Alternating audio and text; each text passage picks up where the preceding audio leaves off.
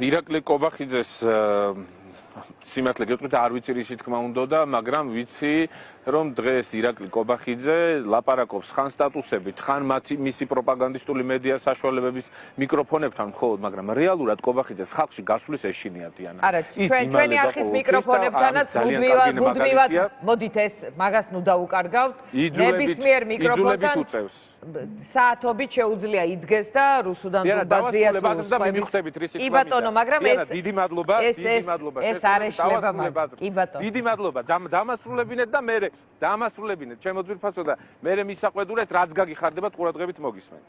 მადლობა. რატო ამბობ იცით დიანა ამას? იმიტომ ვამბობ რომ მე ახლა ვიმყოფები ამბროლაურის რაიონში, ნიკორწმინდაში. და აი ჩემგან ცოტათ მოშორებით არის ირაკლი კობახიძის სახლი. დღეს აი ამ სოფელში მისი სახლიდან დაახლოებით ალბათ რავი 1 კილომეტრიც არ იქნება ამ დიდ რაღაც სივრცეში ჩატარდა ამბროლაურის და ნიკორწმინდის სახალხო დღესასწაული, ცხენოსნობა, დოღი და ასე შემდეგ. დაუგეგმავად თავისი ორგანიზებით, თვითორგანიზებით, საკუთარი რესურსების მობილიზებით გააკეთა საზოგადოებამ ეს. 5000-მდე რაჭველი იყო დღეს აი ამ ადგილას. ირაკლი კობახიძე დღეს დიანა იმყოფება რაჭაში. აი რაჭაში იმყოფება გუშინ და დღეს ჩამოიარა რაღაც ადგილები, მაგრამ დღეს აქ არ მოვიდა. იცოდა რა თქმა უნდა წინასწარ დაანონსებული იყო, რა თქმა უნდა ყველამ იცოდა, აქ იყო სამაშველო სამსახურის სასტრაფო მანქანა 5000-მდე რაჭველი. რაჭაში სულ რამდენი ადამიანი ცხოვრობს? აბა გავიხსენოთ ამბროლაურში რამდენი ადამიანი 13000 ადამიანი ცხოვრობს. შემცირდა ბოლო 10-14 წლის განმავლობაში ადგილობრივი მოსახლეობის რაოდენობა. 14000 ადამიანი ცხოვრობს, 5000-მდე იყო მარტო აქ, მაგრამ არ მოვიდნენ. და იცით რატო არ მოვიდნენ? იმიტომ რომ სადაც იმათი პარტიული ორგანიზება არ არის, იქ დგომის ეშინიათ. და ხო ეხლა თქვენი მიკროფონი რო პოსტივისა და რუსთავიორს შორის არის გაჩხერილი, იქ არ ეშინია, იმიტომ რომ სამაშველო რგოლად ყავს საკუთარი პროპაგანდისტი ჟურნალისტები და არ ეშინია. ამის თქმა მინდა და თუ კი ბატონო, მე დავაზუსტე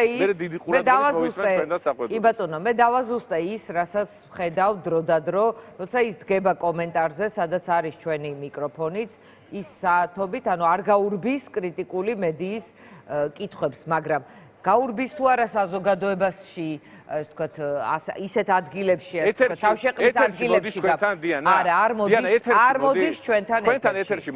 არ მოდის ჩვენთან ეთერში. რატო არ მოდის თუ? ნახეთ, ფაქტების სიზუსტეს გავუსვი უბრალოდ. მე ვსაუბრობ მიკროფონით, რახან თქვენ მიკროფონი ახსოვთ, თორე ჩვენ სტუდიაში არ დადიან ისინი დიდი ხანია და ეს იცის ჩვენმა მაყურებელმაც და თქვენ.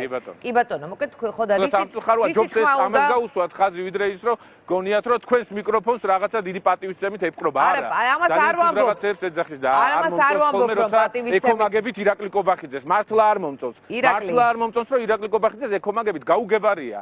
გაუგებარია, მაგრამ ირაკლი კობახიძეს კი არ ვეკომაგები ამბავს, რომ ის დგას ხოლმე და პასუხობს ჟურნალისტთა კითხვებს, ანუ არ გაურბის, აი კონკრეტულად მაგალითად ჩვენი არხის კითხვას არ გაურბის, თუმცა არ დადის სტუდიაში და როგორი პოლიტიკა აქვთ მათ მედიასთან და რა დამოკიდებულება, ეს ცნობილია და ამიტომ ეს ვთქვათ, ამ ნაწილში მე მას არ ვეკომაგები, უბრალოდ სიზუსტისთვის ეს აღვნიშნე.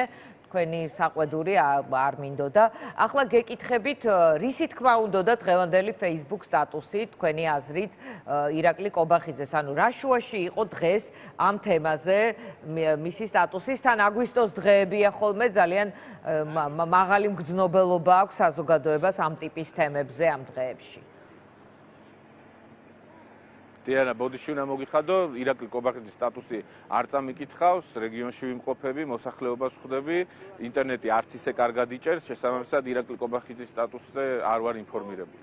ის უბრალოდ ხსნის თუ გნებავთ მცირედად აგიხსნით რაზე ლაპარაკობს. თქვენ როგორც გადაწყვეტ, გისმენთ. კი ბატონო, ის უბრალოდ ხსნის რომ 2008 წლის ომის შემდეგ არ იყო რუსეთის მიმართ ისეთი ანტაგონისტური დამოკიდებულება, როგორც დღეს არის უკრაინაში რუსეთის შეჭრის შემდეგ, თითქოს ვიღაცამ ქვეყანას ახლა დაავალა რუსოფობობა და არა მაშინ რაღაცნაირად გადმოცემაც რთულია პრინციპში, მაგრამ ცდილობს დასვას შეკითხვა, რომ რატომ დაავალეს Deep State-მა თავის აგენტურას ქვეყანაში, რომ ახლა გახდნენ რუსთმოძულეები და ეს რატომ არ გააკეთეს 2008 წლის შემდეგ.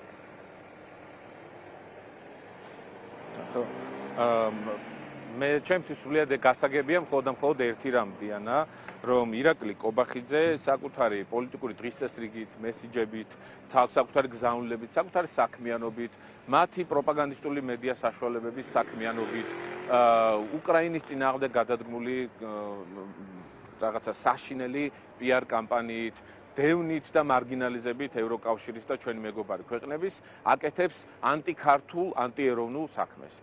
რასაც ვხედავ ჩვენ მეგობრებთან გვაქვს დაძაბული ურთიერთობა, მაგალითად გერმანიის ფედერაციულ რესპუბლიკასთან და კარგი ურთიერთობა აქვს ზახაროვასთან, ლავროვთან და სხვებთან. ეს არის მხოლოდ ამის ტესტი და სამწუხარო რეალობაა, რა შეიძლება დაარქვა, საზოგადოებამ დაარქვა სახელი იმ ტიპის პოლიტიკურ პარტიას, აქტორს, ადამიანს, კაცს თუ ქალს, რომელიც საკუთარ ქვეყანას ომის დაწყებაში ადანაშაულებს. თან გაიხსენეთ, საკუთარ ტერიტორიაზე ომის დაწყებაში ადანაშაულებს, რომ ერთი ქალაქიდან მეორე ქალაქში დაიწყო ომი. წარმოუდგენელ რეალობაში ვიმყოფებით, ეს არის მათი მოდელირება, ტყუილში ცხოვრების მცდელობა, რომ მოქალაქეებს მიაწოდონ ეს სამწუხარო, ძალიან ბინძური პროპაგანდა და ამ ბინძური პროპაგანდის ნაწილია ის ტელევიზიები, ის ჟურნალისტები, ის რაღაცა ვითომ გასართობი მეგაშოუ პროექტები, რომლებიც შორისაც შეაპარებენ ხოლმე ამ ძალადობრივ რუსულ პროპაგანდას, რომელიც შეურაცხყოფს დღეს ქართული ოცნების და კობახიძის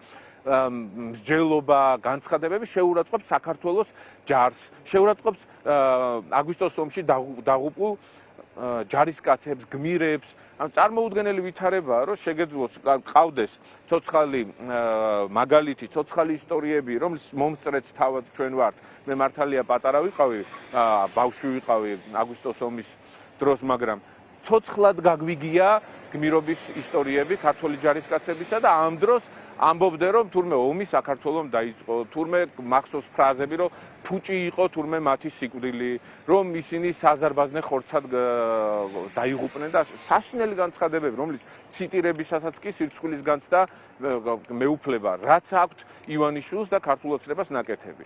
და ამიტომ მათი განცხადებები ჩემთვის დიდად არაფერს არ წარმოადგენს. მე ვფიქრობ, რომ მოსახლეობას ისინი შეფასებული ჰყავს. უბრალოდ ჩვენ გვჭირდება სწორი პოლიტიკური სტრატეგია, ერთმანეთის გათვალისწინება ოპოზიციურ ველზე, ნაკლები ლანძღვა ერთმანეთს, ხალხის პრობლემებზე საუბარი, ჭირშიც მოქალაქეებთან ერთად ყოფნა და ხინშიც მოქალაქეებთან ერთად ყოფნა. კი ბატონო, ირაკლი. ამის მცდელობაში ვართ ახლა. დიახ, გისმენთ. კი ბატონო, მე წინა ეთერში მყავდა თქვენი გუნდის წარმომადგენელი სტუმრად, რომელსაც ვკითხე, თქვენც კითხავთ. ეს რაღაცნაირად წინა საარჩევნო კამპანიის წინა კამპანიად ხომ არ შეიძლება შეფასდეს, იმიტომ რომ ძალიან აქტიურობთ რეგიონებში, აქტიურად დადიხართ. ასეთი რამ ზოგადად პოლიტიკაში არის წინა საარჩევნო კამპანიის ნაწილი. ახლა ეს კამპანია არ არის ოფიციალურად, არჩევნები 2 წელიწადშია ასევე ოფიციალურად და კალენდრით. თქვენი ეს მოძრაობა რეგიონებში რას შეიძლება მივაწეროთ? ხო ჩვენი უჩვეულოა ხო არა საარჩევნო სხვებიც დადიან სხვათა შორის და ცოტა უჩვეულოა სხვების შემთხვევაშიც, კი ბატონო. დიახ. უჩვეულოა ხოლმე, ხო ქართულ პოლიტიკურ სივრცეს არ ჩვევია, როცა სტაბილურ პერიოდში პოლიტიკოსები და პოლიტიკური პარტიები დადიან რეგიონებში, ჩვენ არ გაგვიჩერებია ეს სიარული, არც დაგვიწყია, არც ახლა არ დაგვიწყია რეალურად, ხო? და დავიწყეთ დიდი ხნის წინ 2024 წლის არჩევნების შემდეგ რეალურად ჩვენ არ გაგვიჩერებია რეგიონებში სიარული, გავაგრძელეთ მას შემდეგ. მანამდე იყო ქუჩა, მანამდე იყო პროტესტები, ასე დაალაგდა სამწუხაროდ პოლიტიკური ვითარება, თუმცა 2024 წლის არჩევნების შემდეგ ვამკვიდრებთ ლელოდ ძლიერ საქართველოს. მე ჩემი მეგობრები ვამკვიდრებთ ახალ სტანდარტს, სადაც მოძრაობთ არასაარჩევნო პირობებში რეგიონებში. ვცდილობთ მოქალაქეებს დაუბრუნოთ რწმენა, იმედი, განცდა იმის, რომ ცვლილებები ახლოს არის, ცვლილებები შესაძლებელია, თუ შევარჩევთ სწორ პოლიტიკურ სტრატეგიას. ჩავდივართ ისეთ რაიონებში, ისეთ ქალაქებში, ისეთ სოფლებში, სადაც მართლა პოლიტიკოსებს ფეხი არ დაუდგამთ, მიუდგომელ ადგილებში, სადაც მისვლაც კი ჭირს, არც გზა, არც წყალი, არც გაზი, მარტო მოსახლეობა არის ღმერთის იმედად მიტოვებული და ლამაზ ბუნებაში. მაგრამ ეს ლამაზი ბუნება, რომელიც რაღაც წინაპრებისგან და ღმერთისგან ერგოთ, ვერ აკომპენსირებს უწყლობას, უგაზობას და ზოგან უშუქობასაც კი. 21 საუკუნეში 2026 წელზე ვლაპარაკობთ. ამ ჩვენ მიზანი არის ეს. დღეს ახლა აქ რო ჩამოვედი, მაშინ როცა ხო ქვეყანაში ძალიან ბევრი პრობლემაა, პოლიტიკური პატიმრები არიან, დევნა, რეპრესიული კანონმდებლობა, აქეთ გაუქმებას, ვიღაცა იკითხავს, რომ აი რა უნდა გააკეთო სახალხო დღესასწაულზე, მაგალითად ამბროლაურში და ნიკორწმინდაში და სინამდვილეში პოლიტიკოსის საქმე პოლიტიკის კეთებასთან ერთად არის ის, რომ მარტო ჭირში კი არ იყო საკუთარ თანამებრძოლებთან, თანამოქალაქეებთან, ხინშიც მათთან ერთად იყო და ეს ძალიან ნათლად გამოჩნდა, იმიტომ რომ მოქალაქეები, რომლებიც ხვდებიან, ხო, მათ აქვთ ამ რაღაცა მძიმე დაპირისპირების, სიბინძურის, პროპაგანდის, რუსული ქცევების და გადაწყვეტილების შემდეგ შიმშილი ერთობაზე და მსგავს სახალხო დღესასწაულებზე ეს ერთობას ჩანს. და კიდევ ერთხელ გავიმეორებ, რომ კობახიძე საკუთარ სოფელში, სადაც 5000 რაჭველი იყო, მოკრებილი კადრებიც შეიძლება არსებობდეს, მაგალითად მე და ჩემო მეგობრებმაც კი გადავიღეთ და გამოვაქვეყნებთ აუცილებლად 5000 რაჭველი რო თავს მოიყრის ამბროლაურში, სადაც თავად მთელს ამბროლაურში ცხოვრობს 13-14000 ადამიანი. 5000 რო ერთ ადგილას მოიყრის თავს შენ სოფელში, ირაკლი კობახიძეს მიმართავ, შენ სოფელში და რო ვერ გაბედავ. თან აქვე რო ხარ, სადღაც ყურიძიში, აი მრავალ ძალში ყოფილა რაღაც პოსტი გამოაქვეყნა, ხო? აქ რატო არ მოვიდა? აქ რატო არ დაენახა მოქალაქეებს? იმიტომ რომ თავიანთ პარტიული მუშაკები არ იყვნენ შეკრებილები და რიგითი მოქალაქეები იყვნენ ესე ცოცხლად თვითორგანიზებით მოსულები. ყოველგვარი რაღაცა მედლების და ფეირვერკების და საბიუჯეტო სახსრების ფლანგვის გარეშე. და მაგიტომაც ვერ მოვიდა. კი ბატონო, ირაკლი, თქვენ ახსენეთ, რომ საჭიროა მოქალაქეებთან შეხვედრა, ვთქვათ,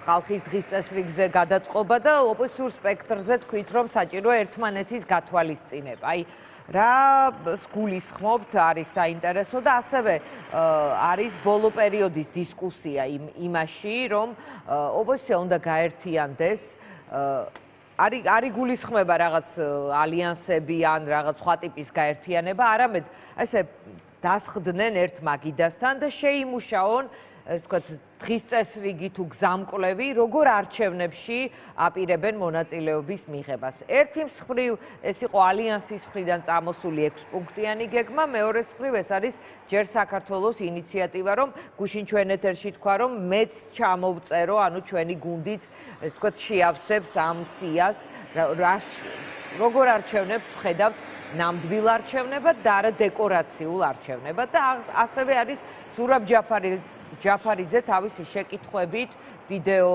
ჩაწერა, რომ აი ვინც არჩევნებში მიდის იმ ადამიანებს უსვამს თელ რიგ კითხვებს, რომ რა გარანტიაა, რომ პარტიას არ გაგიუქმებს, ან თუ გაძლიერდები არ დაგსჯის და ასე შემდეგ. მოკლედ, აი ეს საარჩევნო თემატიკა არის ისევ ოპოზიციური დღის წესრიგის ნაწილი. თქვენ რა პასუხი გაქვთ მათ აი ამ კითხვებზეც თუ შეთავაზებებზე, რომელიც არსებობს? ღმერთმა გაუმარჯოს ყველას თავიანთ კითხვებშიც, პუნქტებშიც, 6 პუნქტი, 7, 8, 27, 57000 და ასე შემდეგ. რამდენიც უნდა დაწერონ და ღმერთმა გაუმარჯოთ. თავარი საქმე არის ეკონტაქტონ მოსახლეობას. ეს არის საქმე. ყველამ თავისი წვლილი რო შეიტანოს და რეგიონებში ციაროს, დედაქალაქში ციაროს, მოქალაქეების ინტერესი დაიცვას ყველაფერი ძალიან კარგად იქნება. წნეხიც გაიზრდება ივანიშვილზე და შედეგების მიღწევაც ბევრად უფრო ეფექტური იქნება. ზურაბ ჯაფარიძეს პატივისცემას udasturებ, მაგრამ მან დაიწყო რაღაც პოსტი მოვისმინე მე ის ვიდეო ჩანაწერი, რომელიც მან გამოაქვეყნა და დაიწყო ობიექტურად კითხულობო, აბა რა პლუსები და მინუსები ახლავს ყველაფერსო და არ არის ეს ობიექტური. არ არის ეს იყო ბოიკოტისტი პოლიტიკოსის 6 შეკითხვა, რატომ არის კარგი ბოიკოტი. და რატო არის ცუდი არჩევნებში მონაწილეობა. ეს არ იყო ობიექტური. ეს იყო ბოიკოტისტი პოლიტიკოსის 6 პოზიცია. კითხვაც არ არის. კითხვაშივე პოზიცია რო არის ჩამოყალიბებული, ესეთი ამბავია. ამიტომ ჩვენ რა ვიცი, ჩვენ მაგას ვამბობთ, რომ ჩვენ თუ ერთმანეთს ესე ტელევიზიით და rilsებით ვესაუბრეთ, რა ვიცი, მე არ მაქვს ზურასთან კომუნიკაციის პრობლემა და თუ რაიმე ტიპის სასაუბრო ამასთან დაკავშირებით ბევრჯერ გვისაუბრია და კიდევ ვისაუბრებთ. არ ვისურვებდი ტელევიზიით საუბარს, უბრალოდ იძულებული ვარ, რომ ეხლა თქვენს მეკითხებით, თქვენი ინტერესის საგანია ვიდეო გამოქვეყნდა და შესაბამისად ვალდებული ვარ მეც რომ გიპასუხოთ. მაგრამ იმედია რომ ამაზე ესე საუბარი ესე არ მოგვიწევს, იმიტომ რომ ჩვენ პოზიცია ცალსახა და ნათელია. ამ ქვეყანაში დიანა არასდროს არ ყოფილა თავისუფალი არჩევნები ხელისუფლების ცვლილების პროცესში. არასდროს. არც გამსახურდია რომ მოიგო არჩევნები, მაშინ ყოფილა თავისუფალი არჩევნები, არც სააკაშვილმა რომ დაამარცხა შევარდნაძე, არც მაშინ ყოფილა თავისუფალი არჩევნები და არც ივანიშვილმა რომ დაამარცხა სააკაშვილი, არც მაშინ არ ყოფილა თავისუფალი არჩევნები. და ნუ რავის, ნუ ექნება ეს რაღაცა წარმოუდგენელი ილუზია, რომ ბიძინა ივანიშვილი კარგ არჩევნებს ჩაგიტარებს, არჩევნებსაც მოგაგებინებს და მე კიდე თავს დაგაჭერნებს, თუ შენ ეს არ გააკეთე ძალის გამოსხივებით, თუ შენ არ გააკეთე ეს პრინციპულად, თუ შენ არ თქვი რომ მე ნებისმიერ შემთხვევაში დავამარცხებ ივანიშვილს, როგორც ეს გაკეთდა უნგრეთში, როგორც ეს გაკეთა სხვადასხვა იმ ქვეყანაში, სადაც შეძლო ოპოზიციამ ამის გაკეთება, ერთმანეთის დაპირისპირების გარეშე, სადაც ერთმანეთს ლანძღავს ოპოზიცია 24 საათი. ხალხის პრობლემებზე არ ლაპარაკობს რეალურად და პარალელურად კიდე, რა ვიცი, ხან ჟურნალისტი გვეუბნება, რომ ამ ოპოზიციისგან არაფერი არ გამოვა 24 საათი. 24 საათი. ხან ერთმანეთს ვსაყვედურობთ პოლიტიკოსები და ამაში ვცოდავთ, ხან ჟურნალისტები გვსაყვედურებენ 24 საათი და ამაში ვცოდავთ ყველა, ხან სამოქალაქო აქტივისტები, რომლებიც მოგეფერონ უნდა ჟურნალისტები პოლიტიკოსებს. ხან არავინ არ უნდა მოგვეფეროს, კაცო, მოფერება გვეყოფა ვინც გვეფერება ხოლმე. მაგრამ მე ვამბობ იმას, რომ პასუხისმგებლიანები უნდა ვიყოთ ყველა. პოლიტიკოსებიც, ჟურნალისტებიც, პოლიტიკოსებიც ვიწყებ, საკუთარი თავით ვიწყებ, დიანა. ამიტომ ეს საწყენი არ უნდა იყოს. 24 საათი შეძახილმა ხე გაახმო, როცა ვიძახით, ხო? 24 საათი ლანძღვა პოლიტიკოსების და პოლიტიკური პარტიების არ არის კარგი და საქვეყნო საქმე.